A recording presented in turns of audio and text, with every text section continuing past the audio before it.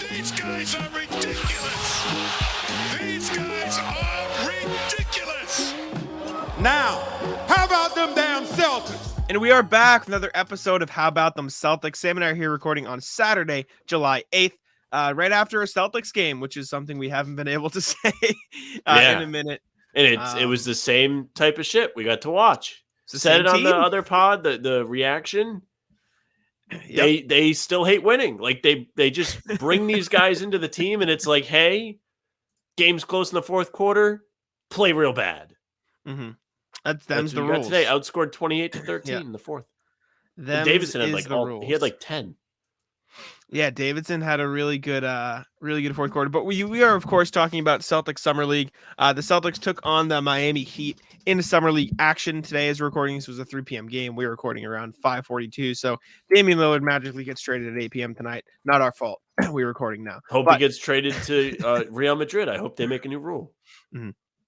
See you later. But Miami took down the Celtics 99-88. We're going to go through, obviously you'd like to see the Celtics win these games. We did a whole reaction video, insta reacting to the game. So check that out if you want a full, thought process and stuff.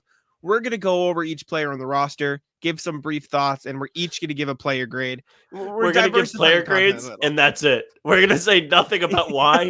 We'll leave it up to you guys. Like, wow. Jordan Walsh got a B? Why? Yeah.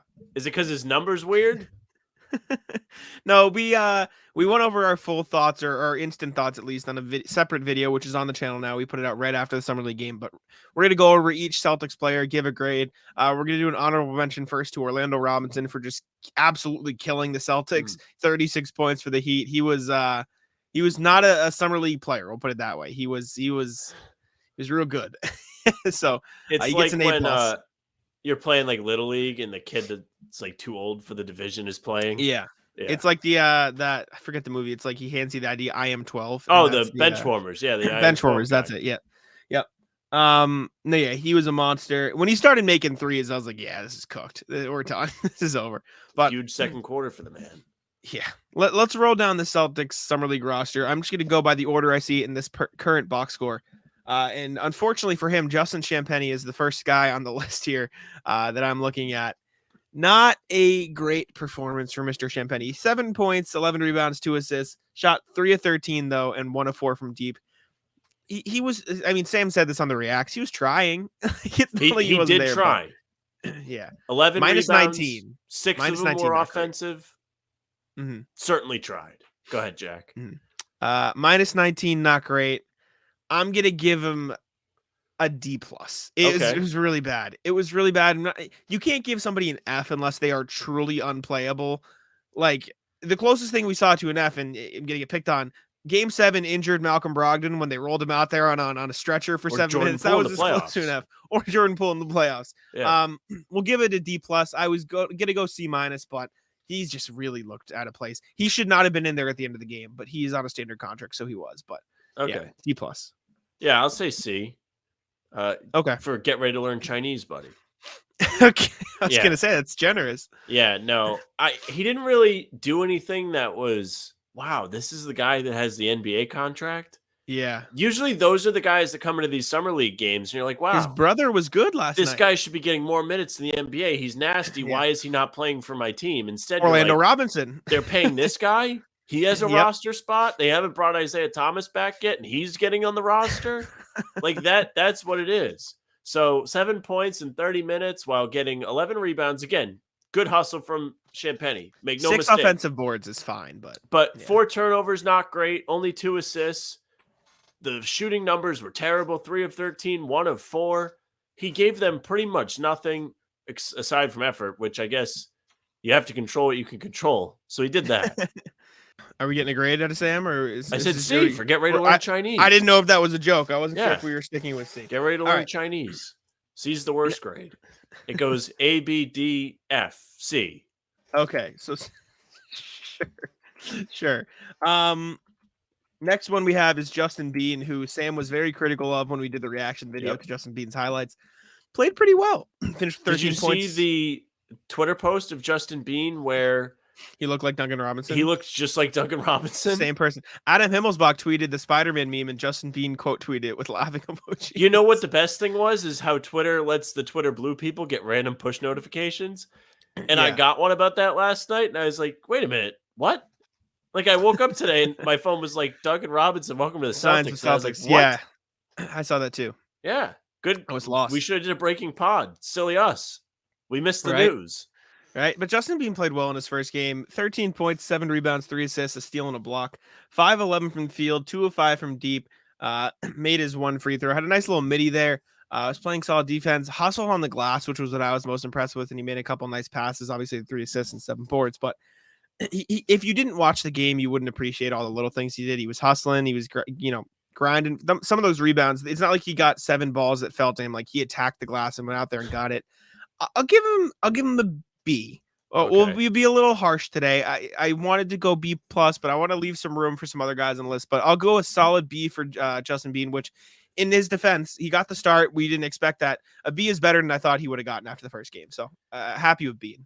I'll go B+, and I'll tell you why. Based on the expectations I had for Justin Bean, he was excellent today. He looked much different than he did when we watched his highlight tapes on the show. And I was very critical. Like Jack said, we ended up watching him play the ukulele, and that was the end of that. But he looks much quicker. He looks much more well-equipped to play in the NBA. He doesn't look like he's just going to get swallowed up anytime he tries to do anything. Even in those highlight tapes, it was like he's shooting a jumper. Look how slow this is. He's not going to be able to shoot jumpers against NBA players. Yeah. Well, he got some off today. He had a super cool pull-up on the baseline from the mid-range. Loved it. Went in. Didn't even hit the rim. He looked pretty great. Jack's right. He looked comfortable out there. And, I mean, as far as starting forwards go, above Champagny in the power rankings, B+. Yes. I might want to go B+ in hindsight, but I'm going to stick with my original ranking, and I'll adjust the rest accordingly. We have Oleg Balcerowski next, also known Alexander Balcerowski. They called him Alex on the broadcast, but maybe it is Alex. Maybe Oleg is pronounced Alec, but Oleg Balcerowski finished with 8 points, 5 rebounds, 1 assist, 2 blocks. 2 of 5 from the field, 0 of 2 from deep, 6 fouls. I said this on the reacts. Did not deserve 6 fouls. The people were just running into him. He got the Tice whistle. I think him and Tice play very similar today. I was pretty impressed with, though. Like, I thought he was defensively sound. He stood straight up. He played solid defense of the rim. Obviously, Robinson had a lot of points, but I don't think that was completely Oleg's fault. I'll go a B- for Oleg. I think he had a solid game. A solid game. Maybe not the most jump off the page. A C+ actually. We'll dip it down to a C+ for Oleg. I don't think he's that close to Justin Bean. But I was impressed with how positionally sound Oleg was on defense. Yeah, you're a bastard. I was going to say C+, so I was so excited when you said B-. Sorry, I had to rat you out. But yeah, C+ is Oleg was just out there. He wasn't hurting them. Didn't overly help them either. He was fine, which we kind of threw this back and forth on the reaction show where you're like, I wouldn't mind seeing him get the last roster spot. It's like, yeah, if you got the last roster spot, all he has to do is go out there and not hurt the team. Best plus-minus in the starting 5, only -1 in a 11-point loss. So yeah, and they maybe could have used him with the 6 fouls. Orlando Robinson cooks the team, and then Miami takes off, kills the Celtics in the fourth quarter, and they were playing without a center for a lot of that fourth quarter. Yeah. Because he fouled out. They missed him. Oh, no, he didn't foul out. You get 10 fouls in Summer League. They just sat him. Yeah, they just sat him. They just sat him? Mm-hmm. Well, they just wanted to teach him what the NBA is like. Yeah, sit down, buddy. Maybe that's a sign towards him making the roster. But yeah, solid, not bad, not great, fine. 2 blocks. Most impressive stat. C+. Yeah, he was solid. Jordan Walsh, star of the show up next. 18 points, 5 rebounds, 2 steals, 1 block. 3 turnovers, wasn't ideal. Playmaking wasn't great. 6-11 from the field, 4 of 6 from deep, 2 of 2 from the free throw line. I'm giving him just a straight up A. Like in terms of, it's not an A+ because obviously the turnovers were something. He was a little frantic when he had the ball in his hands, but the energy in terms of making an impact in the first game as a rookie, the fact that he nailed 4 threes for a guy that was the main thing coming in, like maybe he can't shoot threes. What a debut for Jordan Walsh. I was very excited. Comfortable with the shot? Absolutely. He was quick trigger too. Some of those were contested. But the energy on defense and 3-point shot, that's an A. Great debut game for the rookie. I agree. I think A's fair, maybe A- just because he wasn't perfect, but he really did look impressive in the areas he needed to be sound in. Like you said, the shooting looked good. Even when we reacted to him getting drafted to the Celtics, his shot, though not efficient in college, looked good structurally, right? The mechanics look okay. He looks like he can shoot the ball. The only thing that looked off today was when he tried to put the ball on the floor. Even though he did create a pull-up right in the half circle at the free throw line, which was pretty good, and he knocked it down. But he looked sound on defense, aggressive, confident, wasn't getting cooked. He did have 5 fouls, which discipline needs to be a bit better. Did turn the ball over 3 times. But efficiency-wise, was he the only guy to shoot over 50%? No. Jay Scrubb shot the same as him, and so did Azubuike. Well, he shot 3 of 4. Yeah, Jordan Walsh impressed me. Didn't expect this much from him in his debut. I was a big pump the brakes on Jordan Walsh guy, not because I don't necessarily believe in him, but I didn't think he would be able to come on right away, and he still might not, and make an impact and knock down threes or play defense at an NBA level. It's a lot to ask out of a second-round pick, but the first sample size we got of him was pretty good. Things to be excited about for sure. Keep your eyes on it tomorrow or later today, I guess, when you're watching the game, and see how he comes out the day after. Yeah, great game. And all of the things he did well are things he will have the chance to do on the Celtics, which Correct. is, I think, the biggest thing for me. 3 and D. That's all he has to do. Exactly. Some of the Olek, just go out there and don't hurt them. Yes. I mean, you said this on the reaction pod, like, people were, you were upset with people hailing him as, oh, he can replace Smart, he can replace Grant. I'm not saying he can do that, but defensively, like, I now understand why those were being said. I haven't seen anything to back my argument on that yet. Exactly. JD Davison is next up. 14 points, 4 rebounds, 11 assists, 2 steals, 5 turnovers, not great. 5 of 14 from the field, 1 of 5 from deep. Very inefficient game. Up until that fourth quarter, I think he had 10 fourth quarter points. It was looking like a completely dead offensive Point to the night. watch. Yeah, it really brought it around.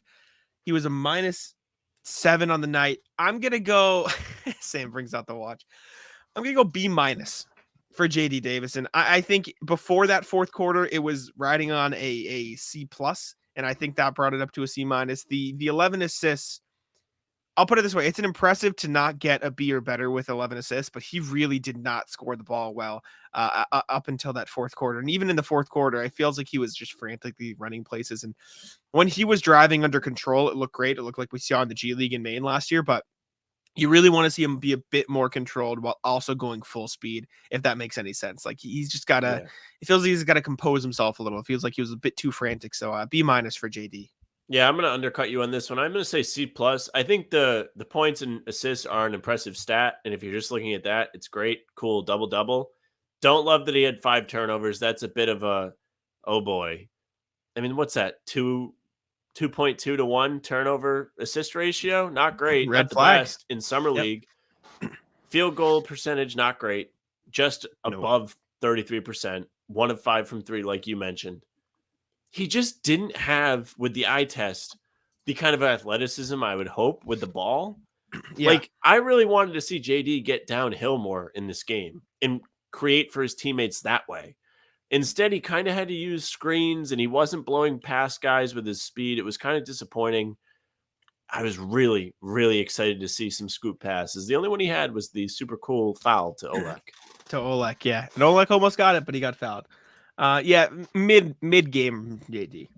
I am not discouraged, though, if that makes sense. No. Because he was able to kind of find his footing. Maybe he was a bit anxious in his first real, hey, you're the guy in summer league game. Who knows? We'll see tomorrow. I think that's the thing. If we didn't look at him as maybe the best player on this team, I think it would have been like, okay, this was a solid game. But the fact that we were coming in, we're like, okay, JD's about to take over. The offensive inefficiencies was a bit jarring. Plus the whole weird point guard future with the Celtics. Are they going to trade Pritchard or Brogdon? Doesn't help the pressure on JD Davison to make an impact. You need something else from there. I'll let you move on. I cut you off twice now. Udoka Azubuike was the first guy off the bench, or the first guy on the bench on my list at least. He played the second most minutes off the bench. 6 points, 6 rebounds, 1 assist, and a block. 3 of 4 from the field. kind of meh. I think C- is where I'm going for Udoka Azubuike. He had some good flashes. He played some okay straight up defense against Orlando Robinson at times. He fed off of JD well later in the game, but his first stint, it was looking like maybe a D plus for him because he just was lost. Like Udoka Azubuike was fumbling to get to screens. He was rolling in the wrong place. It wasn't great. He brought it up to a C- because he had those solid stints where like, okay, maybe he could be a lob threat, but I now understand why. Like we on our react video, we're like, why isn't this guy in the NBA? A little bit slow. Gets a little lost. We're like, I this guy's nasty. Why is he not on a team? I get it now. So C- for me for Udoka. That's a good transition. I agree with you. I think C-. And the reason for that is because of the expectations I took into this game. One, was shocked when he wasn't starting. So that was number one. Red flag number one, wasn't starting. Two, like you said, his first stint wasn't the best. He didn't really make an impact. He fumbled the ball around a couple times. He didn't technically turn the ball over, but his out of place, not in the right position, a few times did cause turnovers for guys like Champagnie and Davison, who tried to hit him on a couple rolls. And he just, one, didn't get to the spot. Two, didn't seal off the defender well enough to get the catch. So he is somewhat responsible for those turnovers, even though he has 0 in the box score. He was just mad besides that. The efficiency was there. He only took 4 shots, made 3 of them pretty good. 6 rebounds is fine in 17 minutes.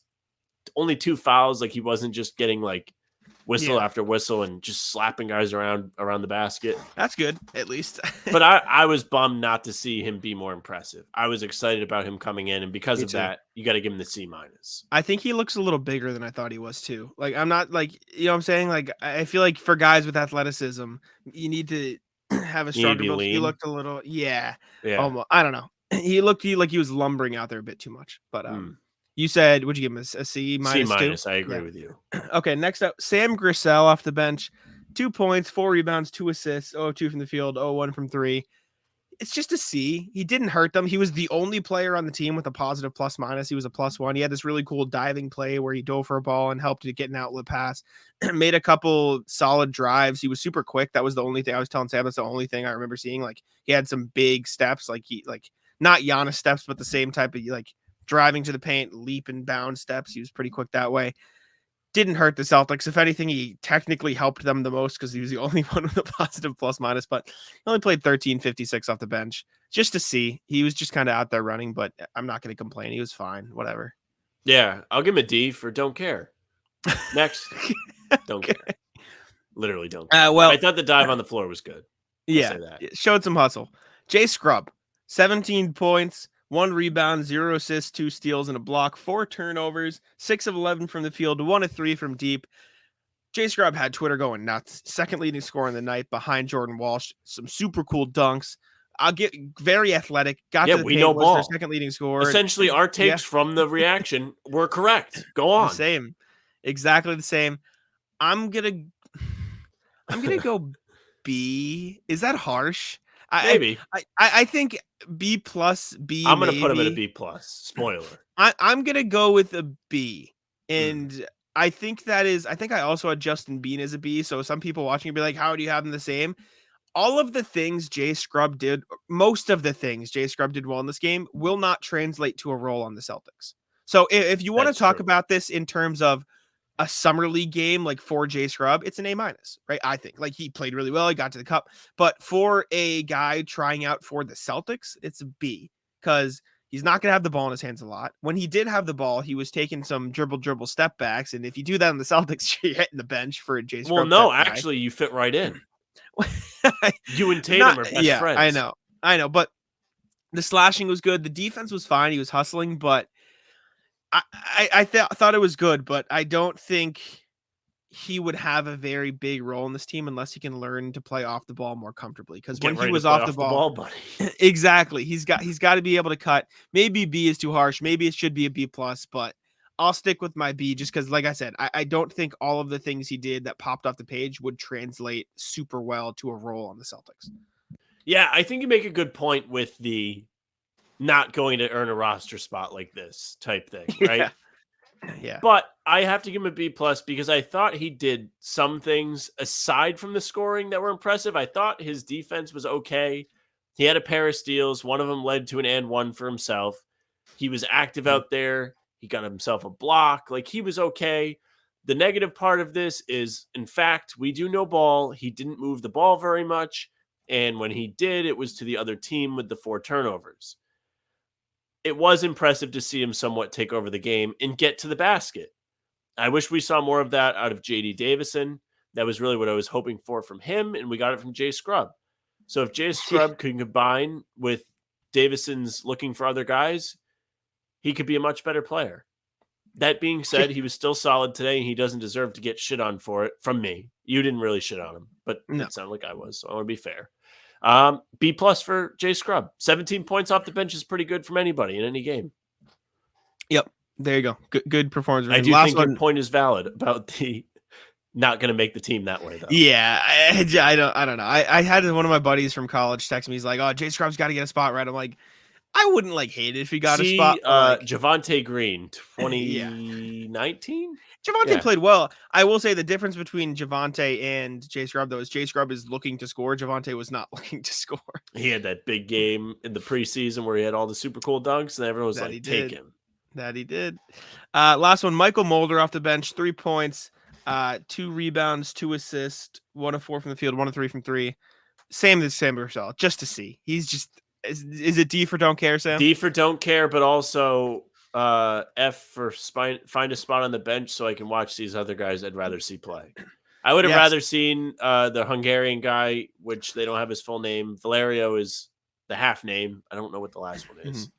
Bodon, Vincent Valerio Bodon. Valerio Bodon. I'm going to get his name now. It's a respect thing I should. Very sorry. But Baldwin will play, presumably, as will Banton. I think Mulder's minutes are just going to diminish. He only played 9 today with all those guys not playing. I would have rather seen Valerio Bodon. Yeah. Bodon play. I would have. He was one of my favorites to watch the mixtape for, even though he's playing against 12-year-olds.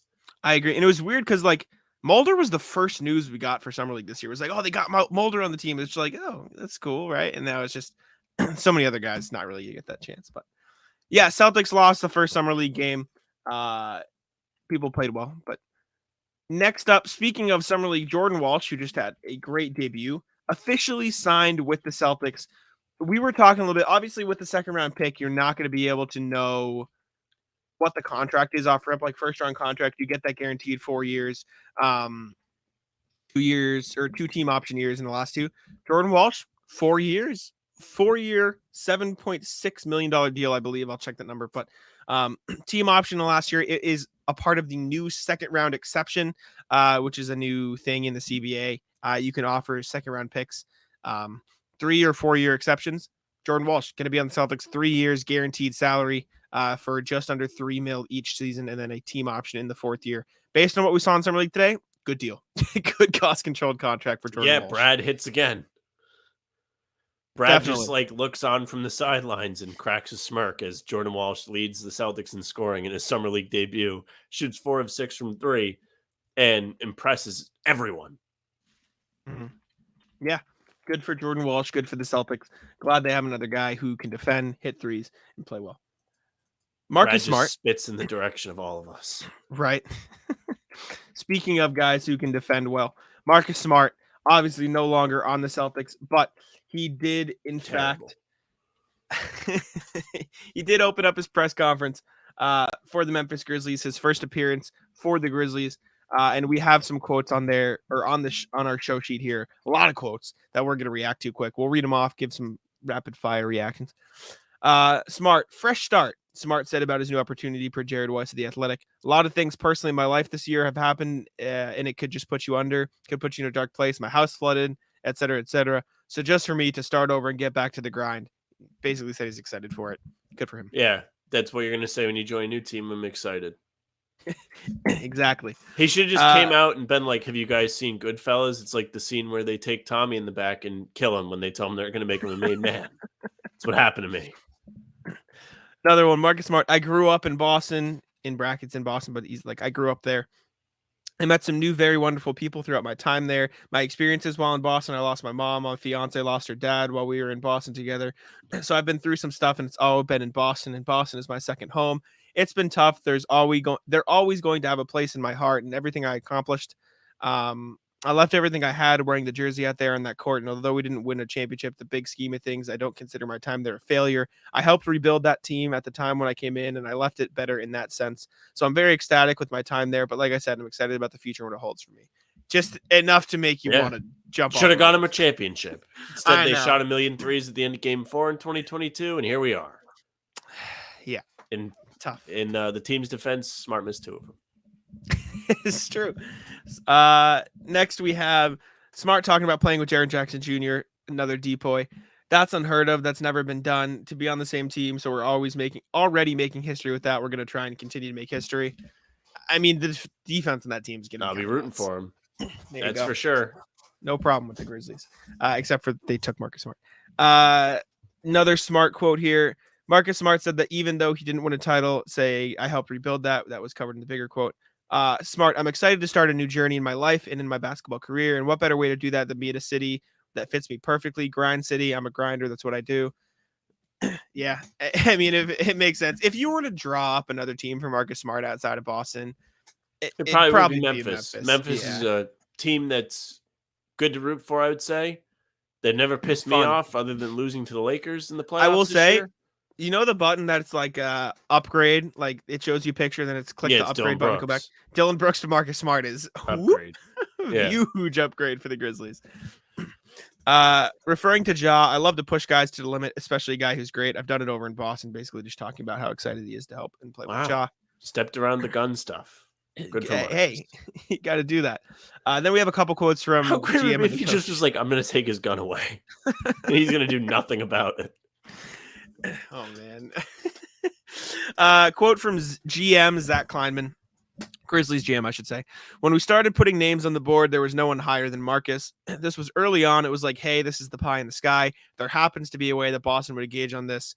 Obviously, there was a transaction that didn't happen earlier in the day before the trade was agreed to with Boston. Never know what could have happened if that possibility didn't come together. But we had expressed a very high level of interest, and Boston knew that Marcus is someone we felt passionately about being able to bring our group, and we're willing to put assets, compelling draft assets and otherwise. When the opportunity presented itself to acquire Marcus, it was something we were going through all the iterations of things that we could possibly do. Bringing Marcus into the organization, that was at the top of the list. Got to be opportunistic sometimes, but thankfully it all came together that way. Well, at least he's somewhere where they want him, because exactly, if you take nothing else from that quote statement, they really wanted Marcus Smart. You could also take away that maybe if the Clippers weren't a bunch of rats, then he would still be a Celtic, but that's neither here nor there. Also very true. And then Grizzlies head coach Taylor Jenkins. For me, it was, yes, let's blanking go. Just say let's fucking go. Come on, buddy. Come on. What are we doing? I'm fired. I was fired up. I'm list, actually. that he said let's blank and go. Yeah. I wonder if that was for the article or for that, but it says blanking. Yeah. There's no like asterisks, so it was written blanking. I was fired up. I'm telling you, you always do your due diligence, right? Year after year, we're always trying to continue to surround our group with great people, great competitors, people that have high IQs, super unselfish. That's what Marcus stands for. Ultimate competitor, got the highest basketball IQ, super selfless. He exemplifies that on the court, but also off the court. Hopefully he feels that energy from us. I can't wait to get him into Memphis, get going, get on the court. Like you said, building relationships with his teammates. We've got a great competitive group that needs more juice to get us to the next level. And that's what Marcus is going to do for us. Yep. That's what he's going to do. That is for sure.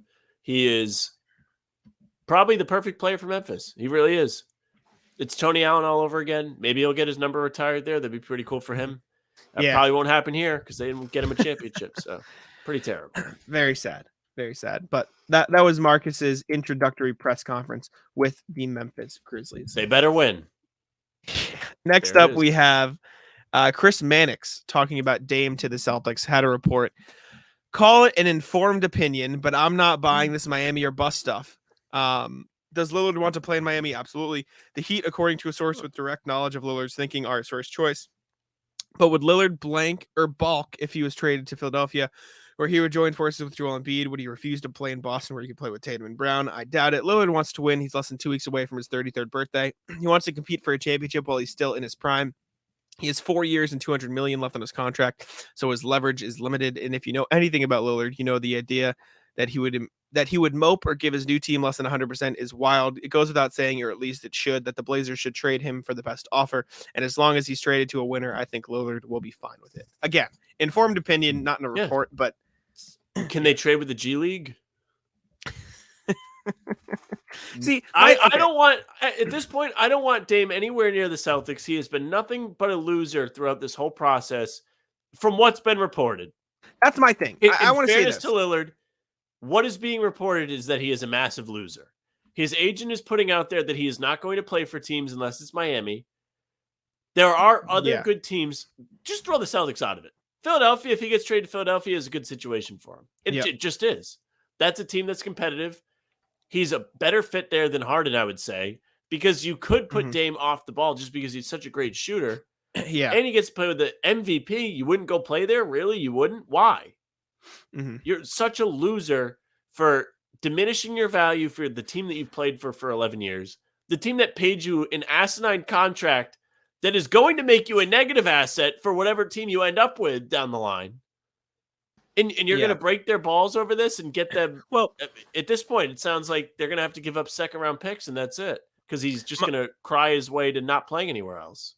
My thing is, all these things about Dame. Obviously, Dame had that tweet I assume you saw where he's like, it's crazy how many people know so much but so little at the same time. No, I didn't see that. He tweeted that, and people were Chris like, Haynes is flapping his gums, and that's his people voice, were like, so I don't really Chris know what Haynes, you want. He's like, Chris Haynes and your agent are literally just spewing all this stuff. What do you expect? But my thing is, like, all this stuff over the past 2 weeks, like Chris Mannix reported, this is nothing like Dame has ever been in his whole career. Yeah, so true. I have a hard time believing that he wouldn't play. Oh, I don't. You think he would sit out? Well, I don't know if he would sit out, but I don't doubt that this is real information. I think he definitely, just based off of where it's coming from. I think he definitely wants to go to Miami, but I don't think like this, the whole thing, like he wouldn't go to training camp. I can't imagine if he gets traded to the Celtics or Sixers or something else, like I have a hard time believing he'll just sit out and pull a Ben Simmons. That doesn't I agree with that part. If he gets traded to a real team, I think he's going to play. But I just don't like that guys can do this. Yeah. They just dropped a whole new CBA where like these teams are getting screwed for building teams the right way, aka the Warriors kind of, even though they got KD and found a loophole because they signed Steph to a good contract. Yeah. And then they kept it through trading for Russell and then bringing Wiggins. And they still have the cap slot. But essentially, a lot of these guys are homegrown. Like, make no mistake. Like, they did a good job at building their team the right way. Yeah. So now the CBA does not include anything for guys being crybabies and quote unquote not reporting to a team.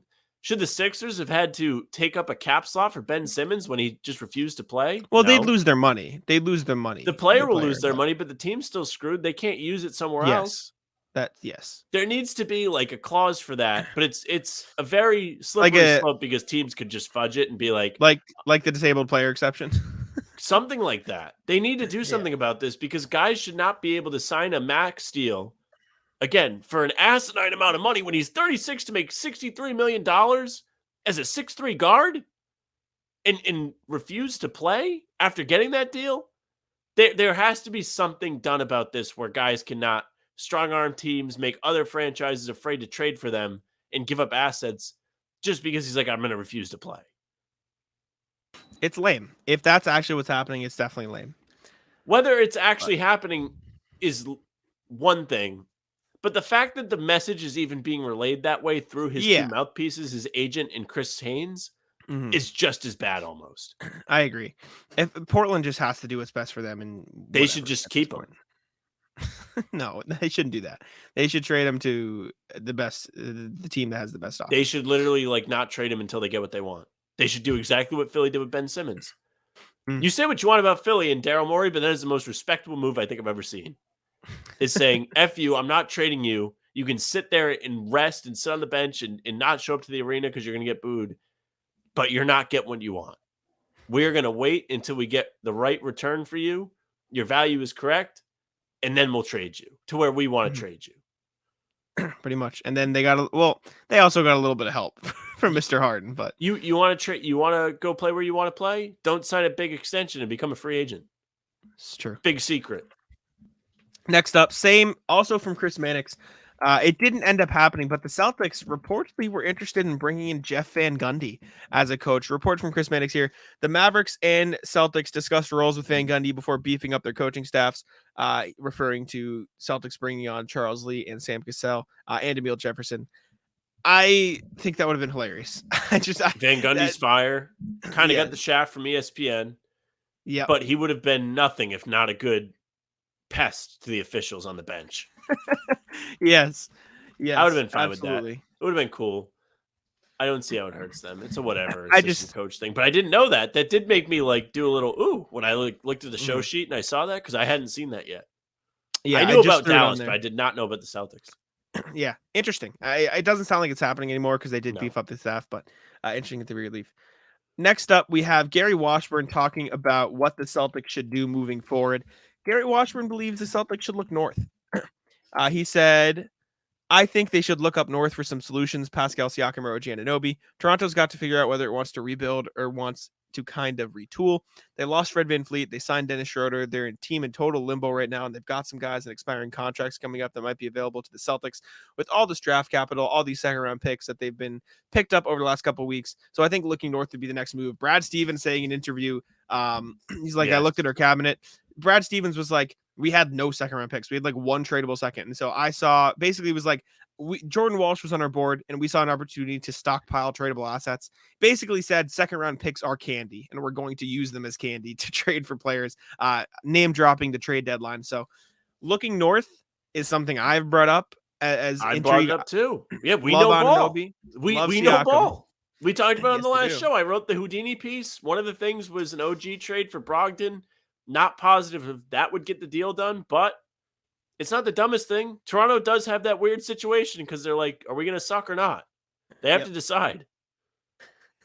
I'd love Anunoby. That's my golden goose for Celtics offseason trade target. Brogdon for Anunoby. Send it in. Yeah. Send it in. That would be a banger breaking news. How many first round picks would you be willing to put in that package? Well, Anunoby's 25. Mm-hmm. He has 2 years left in his contract.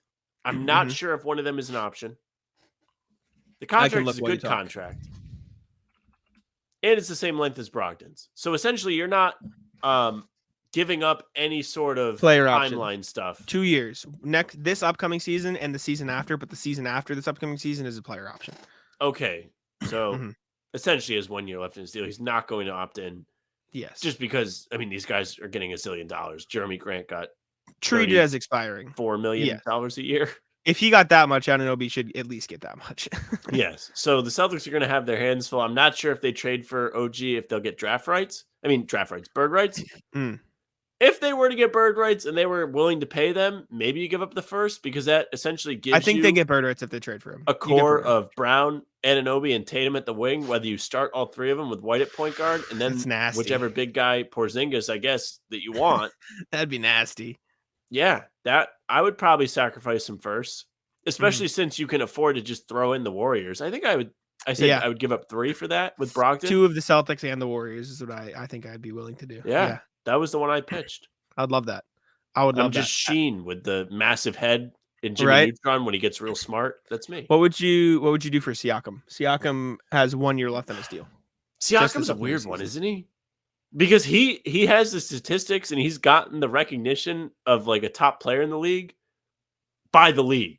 But anybody on a podcast or writers, like nobody's like, this guy rules.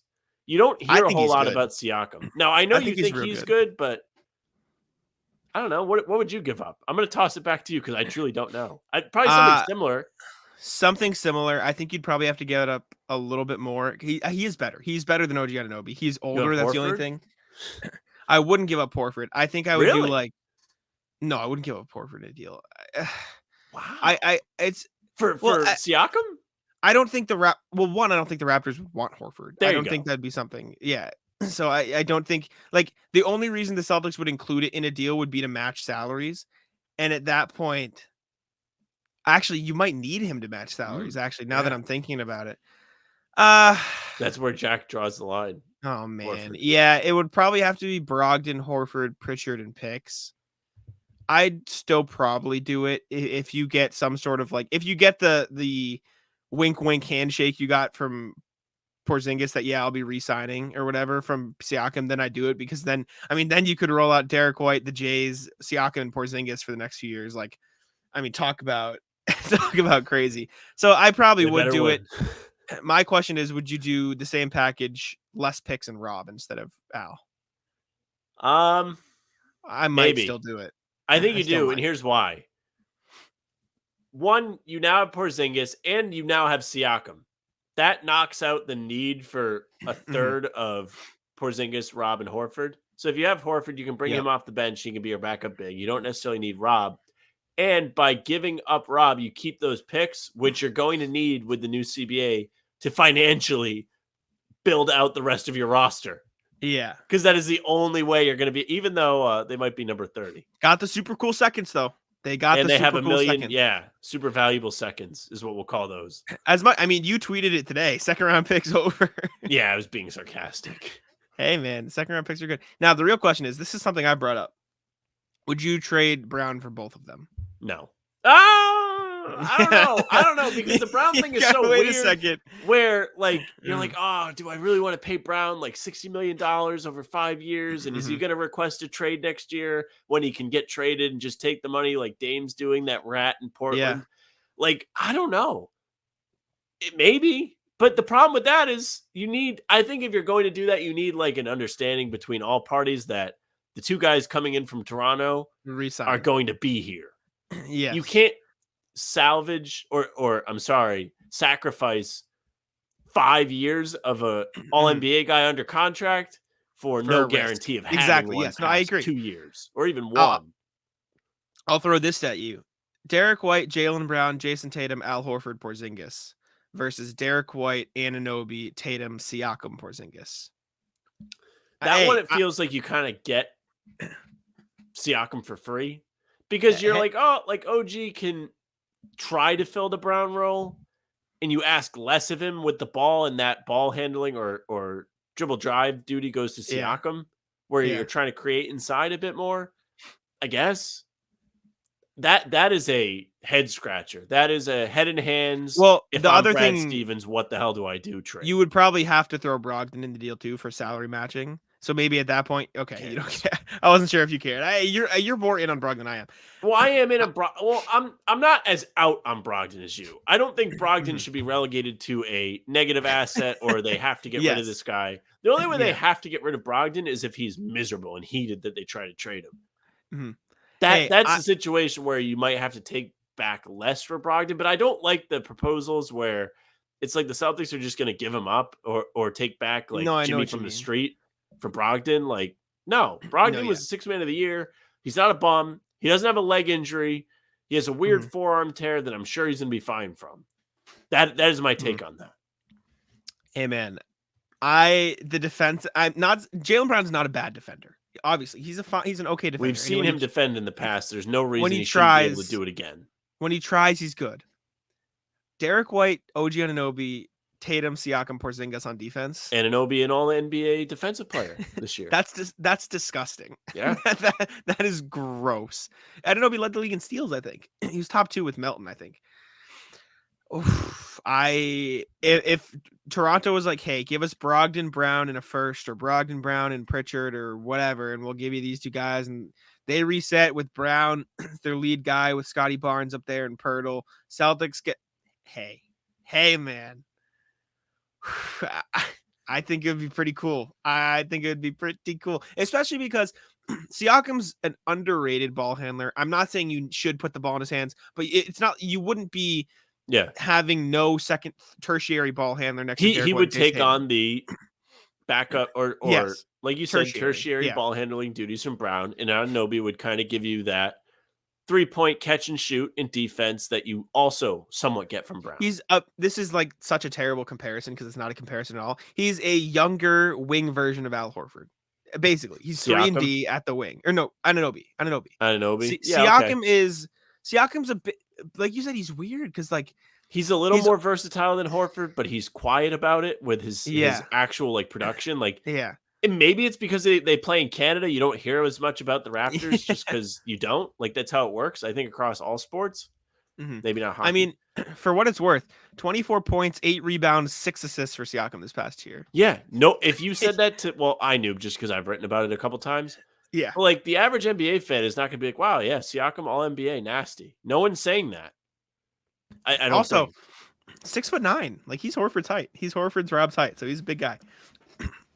Shooting splits might not be there. That. I think of all the things we've thrown around about a Brown exit, that is the best return you're getting.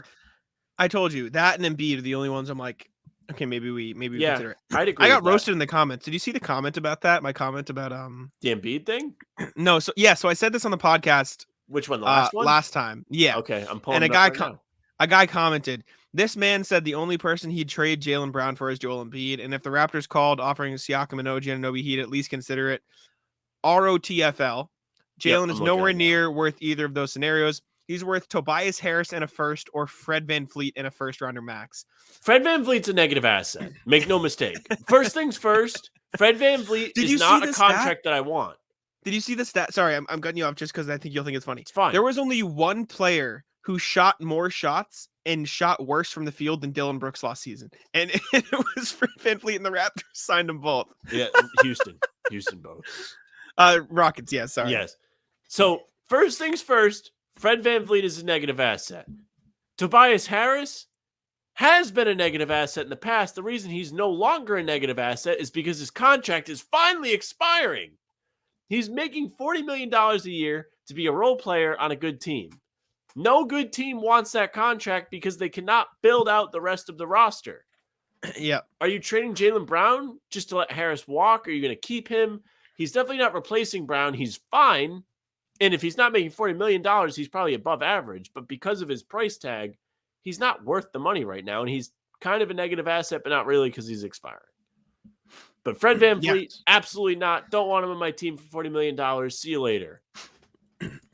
I was gonna reply to it, but I decided it was better just to it's fine, let it go. My reply was going in the most grand way possible now. What happened? Oh yeah, I know. But my reply discussed it. My reply was going to be something along the lines of ROTFL, you're either 13 or 56, and I can't tell which one. Oh, that's mean. But anyways, I would seriously consider a Jaylen for those two swap in, regardless. Even if the Celtics get either one without giving up Jaylen, that would be a massive win. Next Celtics thing we have, I think maybe the last Celtics thing we have, is from Adam Himmelsbach. 50 minutes saying, on the Celtics, by the way. Hey, a lot of Celtics content for you guys today. There we go. Adam Himmelsbach, the Boston Globe. No, the Celtics do not have a plan to start a youth movement centered on draft picks. The capital will eventually serve as currency in a larger deal, with the Celtics well positioned for a seismic strike, Lee's sources said. The spree of recent activity has bred speculation that they could be staking out their big move right now, but a league source said that it appears unlikely. Things can change suddenly. Of course, maybe Boston gets pulled in as a third team in the deal, but the Celtics are not pursuing the Blazers star at the moment, referring to Dame.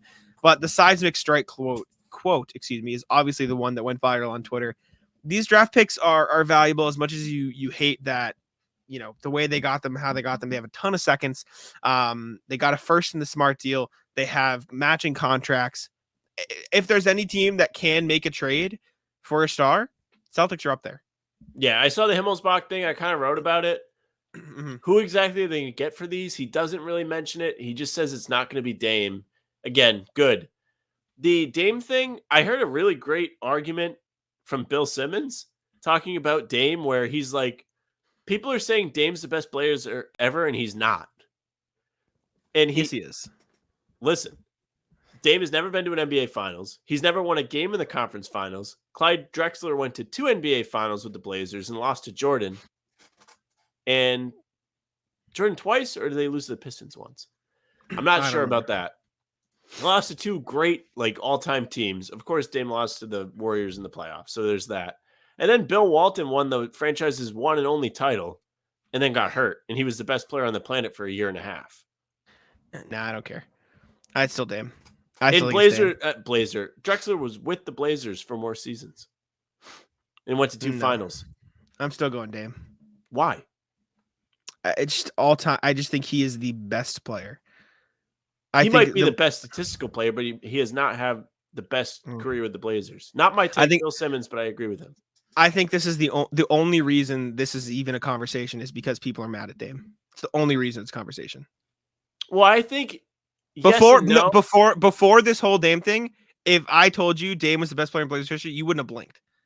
I don't think there would be as much pushback, but you're starting to see it a lot more now where people are throwing it around more and more because the time with Portland may be up and, people are like, he deserves to be treated better. He's the best player they've ever had. And people are like, well, is he? Other players have done better things with the franchise than him.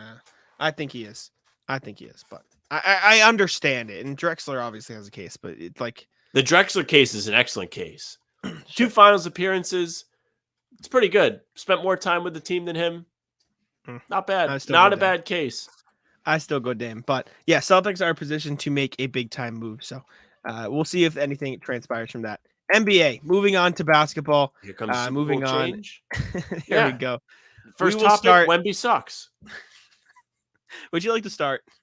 Wemby, I don't have the box score in front of me, and the box score is very, very, very important to this. So let me quickly pull it up. I had the Celtics box score up. Wembanyama made his summer league debut, much anticipated, absolutely packed gymnasium out in Vegas, and he did not shoot the ball well. I have the stats right here. Victor Wembanyama ended the night with just 9 points, 8 rebounds, 3 assists, 5 blocks, 4 turnovers, 4 fouls, 2 of 13 from the field, 1 of 6 from deep. Not a very efficient night from the superstar. Yeah. Get ready to learn Chinese, buddy. Wow. Spurs, swing and miss. Outplayed by Brandon Miller, who's also sucked in the summer league, by the way. Yeah. 5 of 15 for 16 points. He did have 11 rebounds, but he was really, really bad in the first 2 games for Charlotte, where he had more fouls and points in the second game. And in the first game, they got absolutely whomped by the Spurs. By the way, this game was super low scoring. Yeah, well, it's because nobody could score the ball. Yeah. Nobody could hit a shot. 76-68. What is this, the 1990s? I mean, the Hornets shot below 30% from the field. This Charlotte Summer League team has been god-awful. They're terrible. They don't have an NBA player on the roster outside of Bryce McGowan, and he's riding the border. Well, obviously Brandon NBA Miller. Player. Obviously Brandon Miller. Title. Obviously outside of the rookies. I meant like, you know what I'm saying. Ugly dunked on Wemby. He did dunk on Wemby. I will also say the people who are actually treating the Wembanyama thing as like he sucks are all just big idiots. Like, come on, what are we doing? Well, we'll find out if he sucks the next time they play. No. If you suck in the summer league twice after saying I'm not going to play in the summer league because I'm too good to play in the summer league, kind of a bad look. I don't think he ever said that. I think it was like a general thing, like the Spurs aren't going to play him. I think it was the Spurs. I don't think that was a Wembanyama decision. If anything, the Spurs said no, and then he was like, "Actually, just kidding. Let me play." Yeah. What are we? Come on. But yeah, Wemby sucks now. In case you've been under a rock for the last day. Stop it. Everybody wanted him number 1 overall. Don't the Spurs and the rest of the teams look like idiots for tanking? No, realistically though, he did not shoot the ball well. But he played really good defense. Imagine if he 5 blocks. He is getting killed. Make no mistake, he's getting killed online. It's so dumb. Imagine if he was on the Celtics and he did this in his summer league debut. Oh my God. What the media here would be saying and what we would be saying. Right, dude. I think the two of us would be more of on apologist level. Be like, oh well, it's one game, kind of like we are. And that's what I'm trying to do for Wembanyama because come on. Imagine Shaughnessy gets behind the keyboard. Yeah, man. Oh no. That'd be fire. I would love that. Would be brutal. No, realistically, it's one game. People need to chill out. Some people just don't play very well in summer league. We needed some fire stuff to come out and be like, this guy sucks. I mean, looking at summer league, so you can look at summer league like stats for all time on Real GM. And I was looking at some players. Chris Paul shot 37% in summer league. Patrick Williams shot 38%. Like NBA players don't play. Steph Curry shot 32% in summer league. Right? I'm just not that you are actually believing that Wemby sucks, but just for the chance that some of the people listening think Wemby sucks, cut the shit. Like stop. Well, in fairness to those people, like Steph Curry was not this guy's going to be the next great generational player. But to your point, he has become a great generational player, Paul. And he did not need to have a monster summer league to do so. Yes. Did LeBron play in summer league? Yeah, he did. Let's see what LeBron tried. I saw something on Twitter and it was like people are treating Wemby like the LeBron thing. They're killing him if he plays bad and like just saying, yeah, I expect that. Like, welcome to being the next guy. It sucks. That's tough. Yeah, that sucks. Tough. He's making $10 million. Also, this is out of nowhere. Ezra Williams played 5 summer league games and shot 110% from the field, according to Real GM. Guy's nasty. When was this?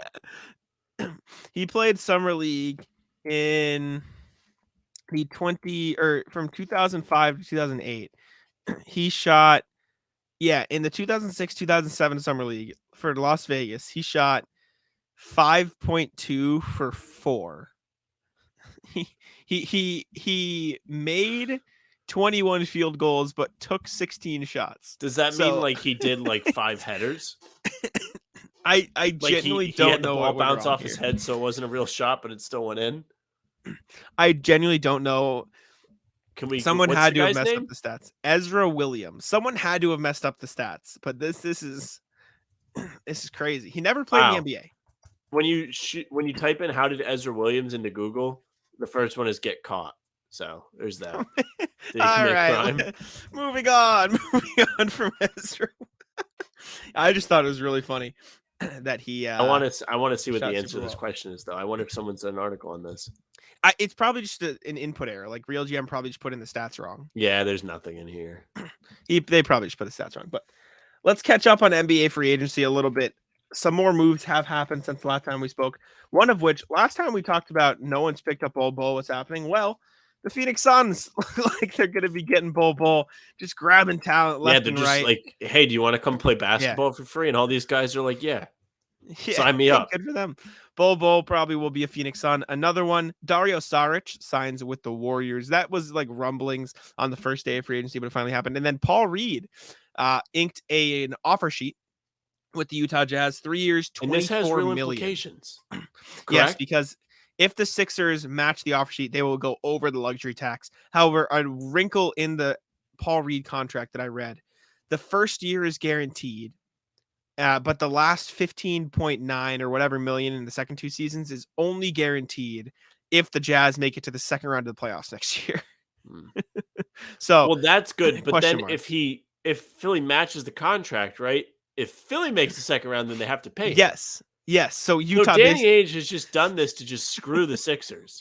Yes, exactly. It seems like. Which is kind of fire. The Sixers brought in Mo Bamba. Guy. Yes, they did bring in a guy. He has the song. Yep, Mo Bamba. Ho's calling. But that is mad funny that he's just like, screw the Sixers. Good for Danny.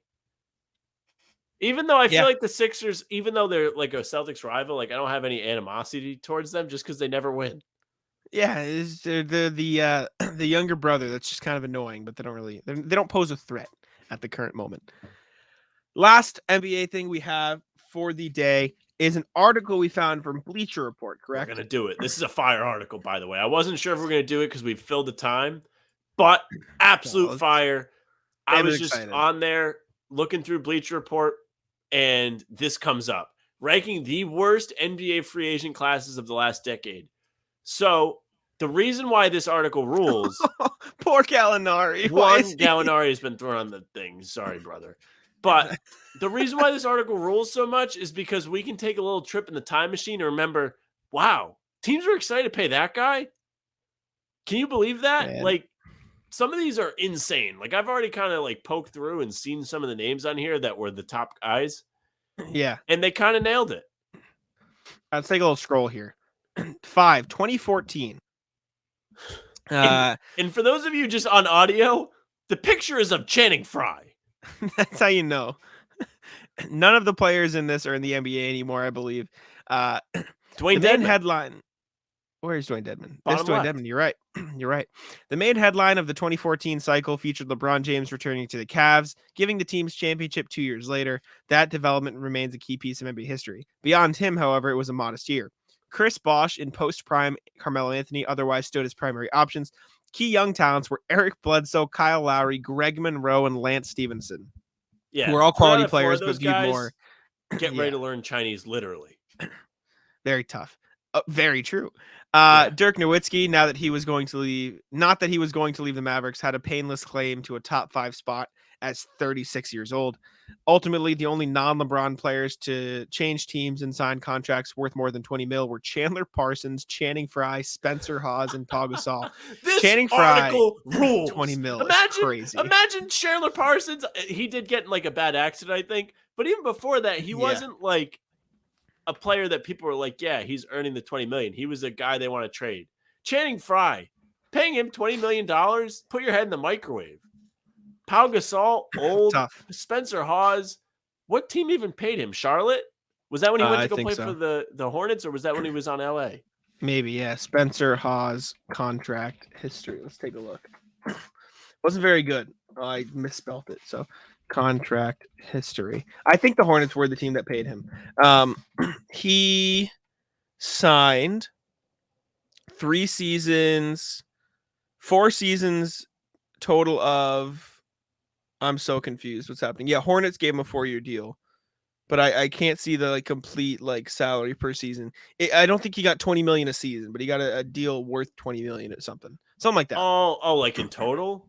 Yeah, he didn't get $20 million a year. Oh, okay, all right. Not as bad. Not as bad. But at the time, kind of as bad because the salary cap was way different. Number 4, 2021. 2021, otherwise known as the year the Bulls went for it. Considering how cautious most franchises are during free agency, this effort is admirable. Chicago saw a competitive window opening, and they acquired both Lonzo and DeRozan. Unfortunately, injuries to Ball have dimmed the grand dreams once envisioned. Pause after that paragraph.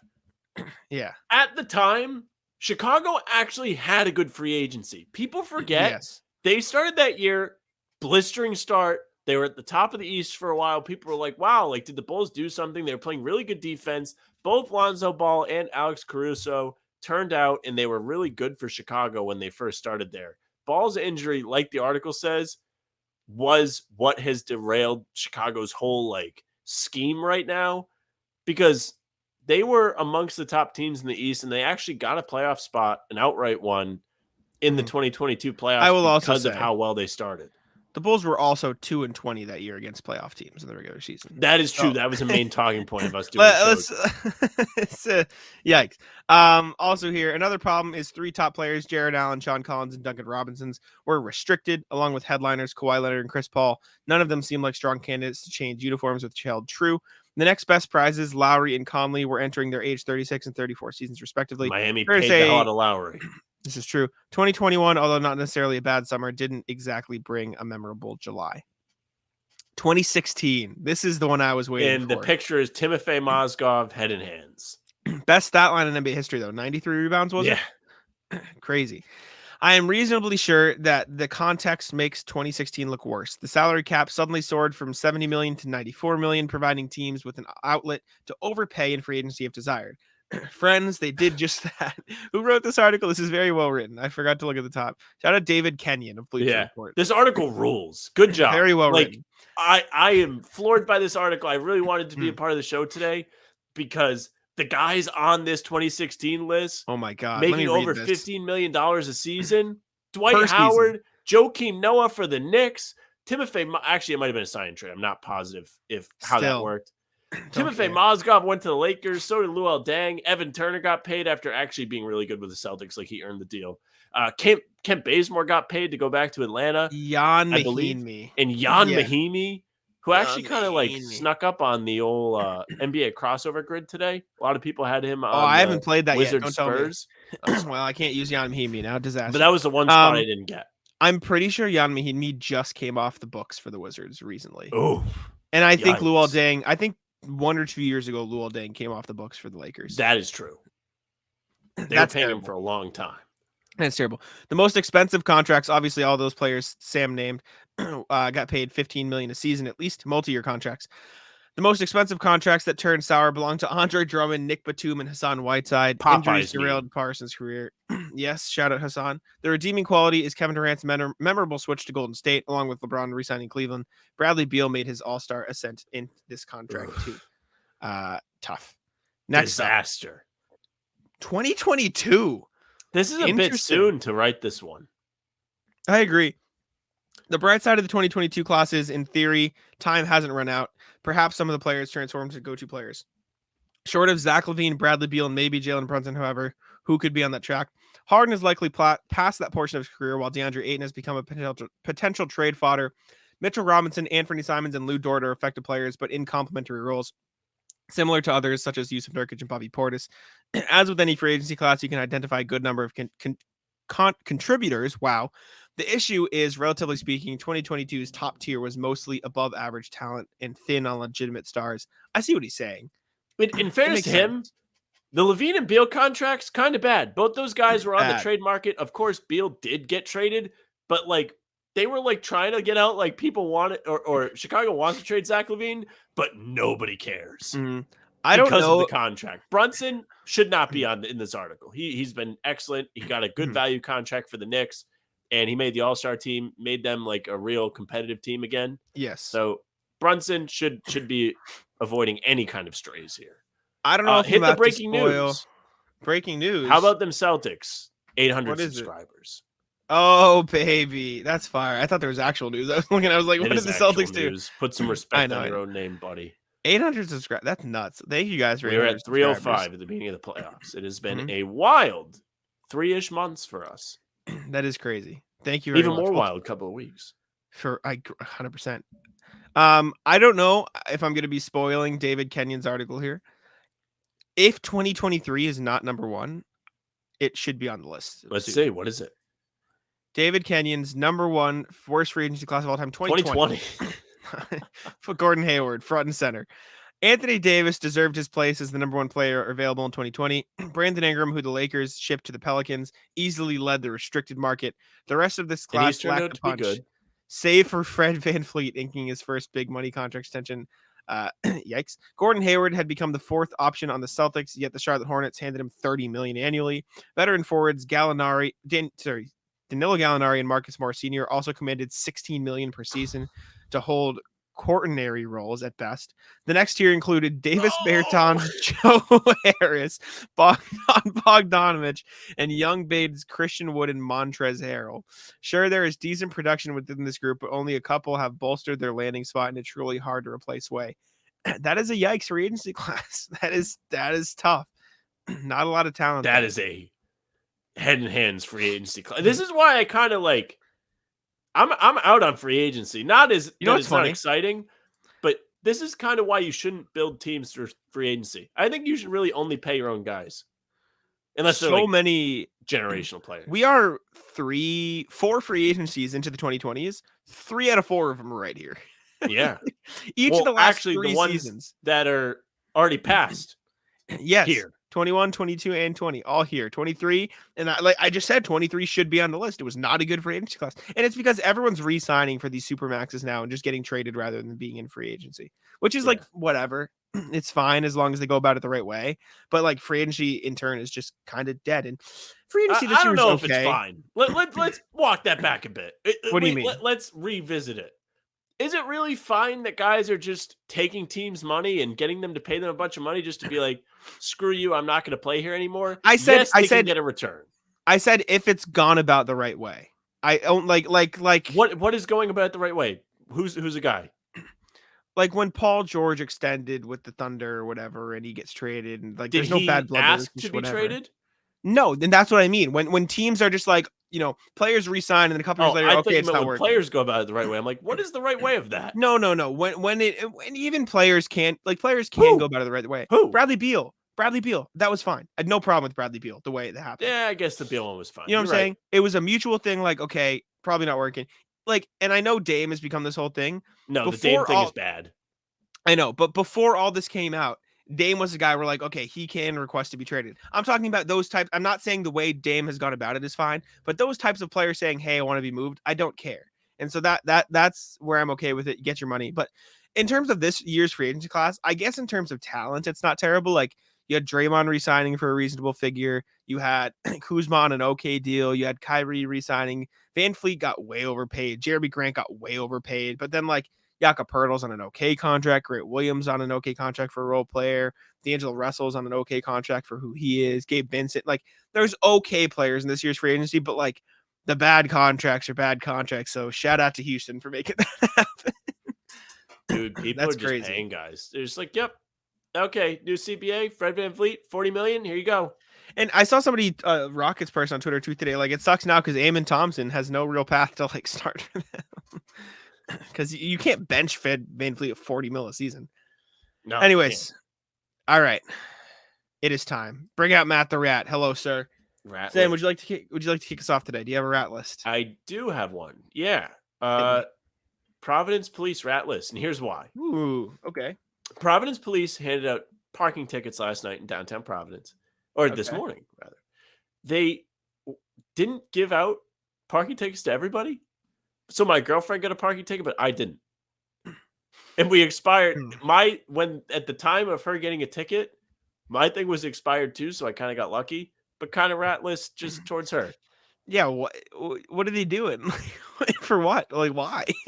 I don't know. It was weird. I mean, like technically it was expired. Like we didn't realize that they have an app where you can just kind of renew the thing. Ratless for lack of consistency, though. Yeah, it was just like, did they do like Duck Duck Goose with the tickets? It's lame. It's lame. I'll also rat list Easton Police. No real problem. They're using, like, I live across the street from a cul-de-sac, like a little like dead end street. Cul-de-sac's kind of far. They're using it as a speed trap. So there's just a police stationed outside my house, like for like. Oh, like they're just hanging out. Yeah, yeah. That's my worst nightmare. It's terrible. It's like whatever, and I'm not engaging in any suspicious activity or anything, but like I just don't want to have outside. Right, but I just don't like having. They pulled somebody over across the street, so they're just chilling there all day, and it's just like why? Like stop! Like I don't want you there. Like let me go about my day without the constant like looking over my shoulder. Why is there a cop across the street? So I'll rat list that. That's lame. Bounce it back. You got anything? I got something else. I have an anti-rat list. I'll think. Anti-rat list. I played golf the other day. Now, I've told you my golf scores. 91 is my best ever. It's not terrible, right? My brother's Henry's best ever before yesterday was 89. Henry shot a 79 yesterday golfing, which is he shaved. Isn't that really good? Par is like 70 on most courses. 71. Is that standard? Yes, every single 71. course is 70. No, it's 71. I think at the course we play at is par. Wow. He shot a 79. It was 10 strokes better than the best round he's ever played, which was like a week ago. It was like I felt like a spectator on tour. I was just watching. I'm like, what is happening here? Ratless Henry. I was more excited than he was. He was like, yeah, it's so cool. I'm like, no, Henry. No, not Ratless. He's acting like he's been there before, or he was a little tired. Yeah, I knew that was coming. No, but like the thing with golf is Henry doesn't like to know his score while he's playing because you'll get in your head, right? And so I've adopted that too. I don't like to know my score. But unlike this 15th hole, I looked down at the scorecard. I'm like, Henry's playing okay today. And I didn't like do the full math, but I took a brief glance. I'm like, he's had no sixes today. He's had a 5 or less on every hole, right? Some 3s and 4s sprinkled in there. And I internally, I'm like, this is like a ridiculously good round. And so we're getting there. And every hit, every shot he takes after 15, I'm just like, internally, I'm like, please be good. Please don't mess up. Please don't mess up. And it kept being good. And then he makes a putt on 18. We get off. And I look at him. I go, you know, you just played like the best round of golf of your life ever. He goes, yeah, I fucking know. And I'm like, shit. Like I said, I felt like a spectator. It was incredible to watch. It was phenomenal. Anti-rat list, Henry, for the score. Rat list for me having to be more excited for him than you was. Yeah. Quick hitter rat list. Yeah. People that show up to games late. Yeah. I hate that. I went to the Red Sox on the 4th, and of course it rained. I already kind of talked about it. Mm-hmm. But I forgot like how aggravated I get when people show up to things late. Like I think if you show up to a game late, people should just be able to fill in your seats.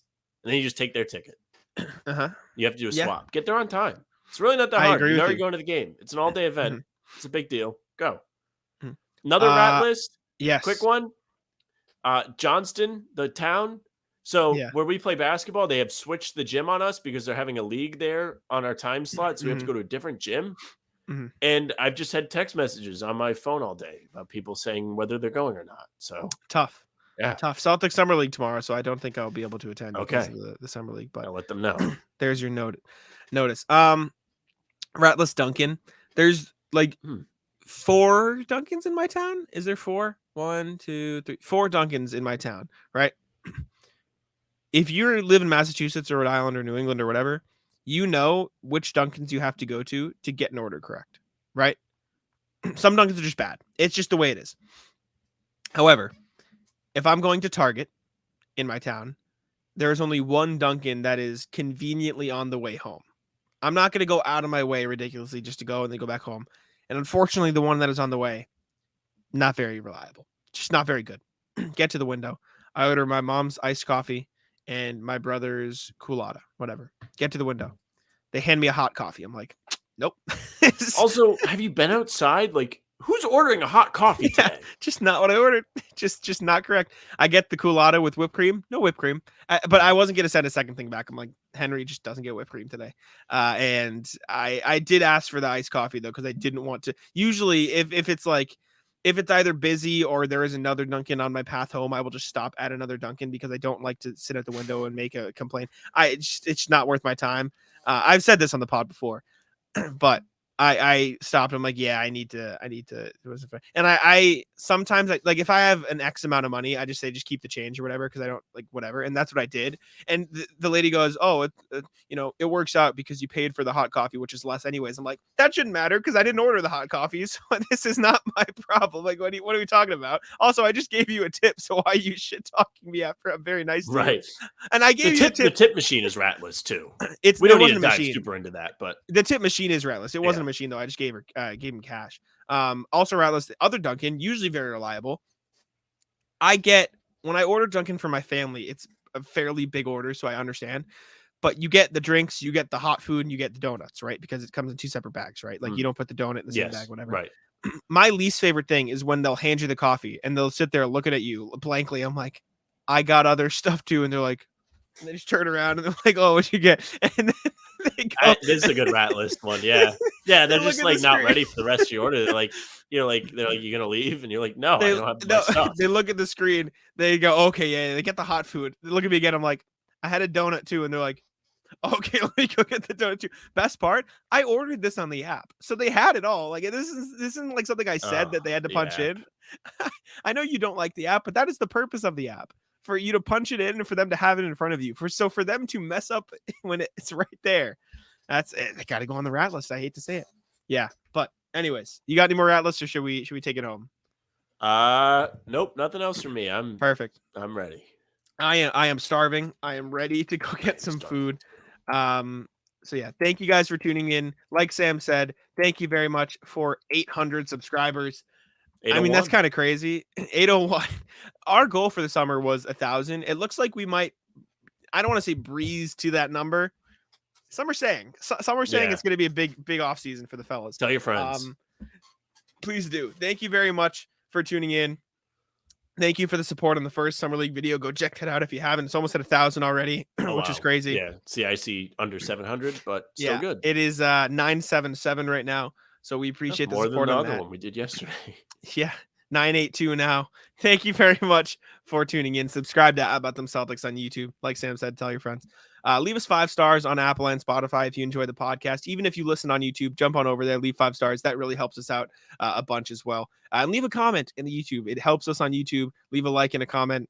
And subscribe, obviously. But the comments are. We'll find out. Exactly. I always say it. My favorite part of the day. I sit down here. I see the little red notification on the How About Them Celtics page. I click it and I read through the comments. But appreciate you guys. Thank you very much for listening. I'll let Sam take us out. All right. Thank you very much for listening or watching. If you're watching, you're on the YouTube. Make sure you subscribe, like Jack said. Also, hit the notification bell. Also, and make sure. This was the weirdest notification ever. I already saw it. Sorry. So I just disregarded it. Greg Popovich signed a 5-year contract extension. It doesn't matter. I just thought we should say something. It's whatever. Would have been something if you were retired, which is what I thought it was. But that's what I thought it was too, so I panicked. All right. Make sure you hit the notification bell and make sure you don't miss any breaking news, just like that Popovich thing. What would you have done if you missed that? You can make sure you leave a comment on the videos and leave a like. We do appreciate that. You can follow us on the streaming services, Apple, Spotify. Leave a 5-star review like Jack said. Say something nice. Social media at How About Them C's, Twitter, Instagram, and TikTok. Make sure you like us on Facebook too. That's just the name of the podcast. You will get all live streams there as well as YouTube. And you can follow Jack at Jack Simone NBA on Twitter. You can follow me at Sam LaFrance NBA. That's it for us. Bye. Tic-tac-toe.